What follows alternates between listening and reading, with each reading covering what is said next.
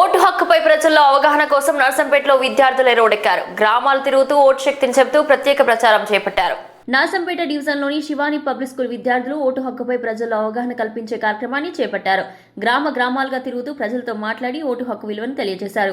ఈ సందర్భంగా విద్యార్థులు మాట్లాడుతూ ఈ రోజుల్లో గ్రామాల్లో కానీ పట్టణాల్లో కానీ చాలా మంది ఓటును మద్యం డబ్బులకు మార్చుకుంటున్నారని, ఇలాంటి స్వార్థ రాజకీయాలలోని ప్రజలు తమ హక్కును దుర్వినియోగం చేస్తున్నారని ఆవేదన వ్యక్తం చేశారు.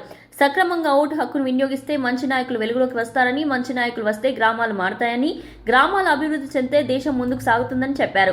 Your ballot your vote for right అంటూ విద్యార్థులు నినాదాలు చేస్తూ ప్రజల్లో చైతన్యం నింపారు. ఈ కార్యక్రమంలో పాఠశాల ఉపాధ్యాయులు, విద్యార్థులు పెద్ద సంఖ్యలో పాల్గొన్నారు. Aditya from Shivani public school studying 9th standard.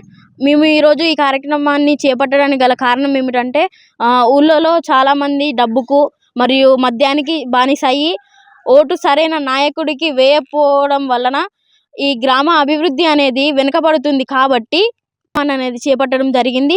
వాళ్ళైతే ఎప్పుడైతే సరైన నాయకుడికి ఓటేస్తారో అప్పుడు గ్రామాభివృద్ధి అనేది జరుగుతుంది. వాళ్ళు సరైన నాయకుడికి ఓటు వేయకపోతే గ్రామాభివృద్ధి అనేది వెనుకపడి మన దేశం కూడా వెనుకబడుతుంది. కాబట్టి ఓట్ ఫర్ రైట్ పర్సన్.